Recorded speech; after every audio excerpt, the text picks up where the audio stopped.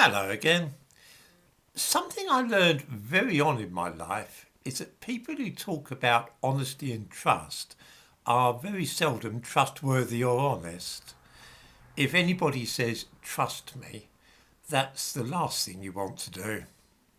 So when I saw a proposal for a new law in this country, in Britain, which was entitled the UK Digital Identity and Attributes Trust for Framework, I was immediately suspicious. The fact that it included the word digital was also a warning sign.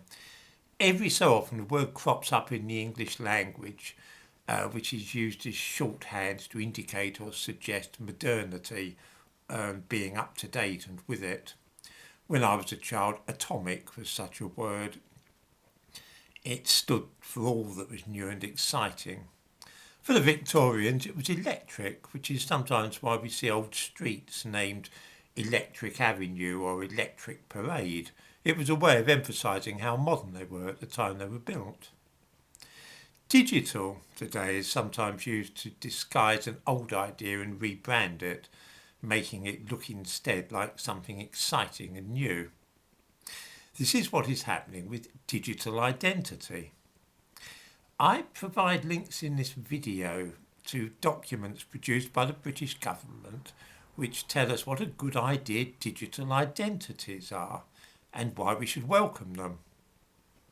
What they gloss over is that the intention is to make the possession of such a digital identity compulsory.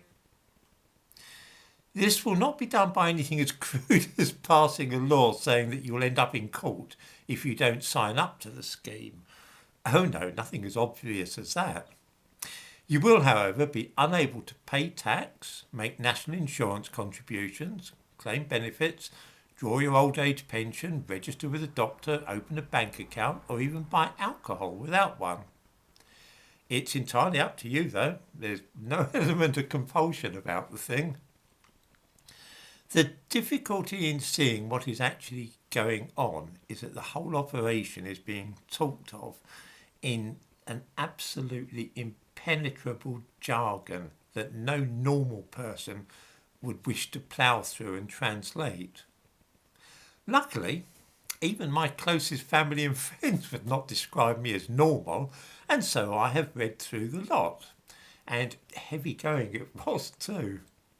Here, for instance, is Cabinet Office Minister Michael Gove talking about the plans for digital identities. All public-facing central government services should migrate onto it, and legacy systems will be phased out. He goes on to say that departments must expeditiously migrate their services and users to this system and must not progress any work on separate conflicting solutions for identity and attribute verification or single customer accounts and sign-ins. I hope that's clear. Oh, come on, do pay attention at the back there. Legacy systems simply means the way that things are being done now. We can currently identify ourselves when selling a house, paying tax, buying a bottle of whiskey, registering with a doctor, opening a bank account, claiming benefits and so on in a variety of different ways using passport, driving licence, utility bills, bank accounts, all sorts of things like that. You know, you've probably seen might have to take along the electricity bill or something to do with paying the council tax, that sort of thing, to prove who you are and where you're living. These, of course, are legacy systems which are to be phased out. All government departments are to start moving to a new method of checking on our identity, and that will entail all of us registering with a government database so that everything can be known about us by government. Or, as Michael Gove puts it, in a model of clarity, all public-facing central government services should migrate onto it.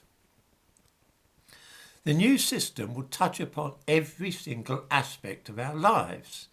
I expect some viewers thought that I was exaggerating when I said you will need one of these new digital identities in order to buy alcohol. Not a bit of it. Allow me to quote what the government actually says. You can read this above in the first link which I give. The government has today published its draft rules of the road for governing the future use of digital identities. It is part of plans to make it quicker and easier for people to verify themselves using modern technology and create a process as trusted as using passports or bank statements. Digital identity products allow people to prove who they are, where they live and how old they are. They are set to revolutionise transactions such as buying a house, when people often are required to prove their identity multiple times to a bank, conveyancer or estate agent, and buying age-restricted goods online or in person. When they say that this will enable you to do these things more easily, this is a tactful way of saying you'll be unable to do those things in the future without a digital identity. Buying age-restricted goods in person means a bottle of wine in a supermarket, for instance. This will become the only way of proving your age once all those legacy systems have been done away with.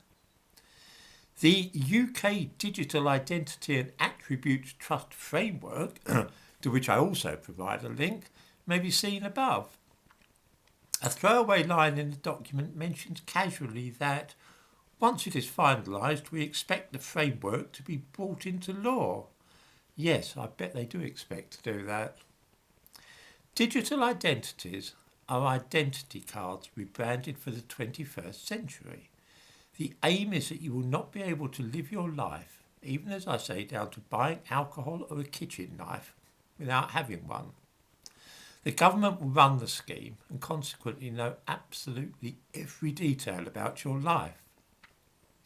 I'm not sure why no newspapers are making a fuss about this at the moment. Perhaps it's because the language used in these proposals is so opaque that hardly anybody can understand it.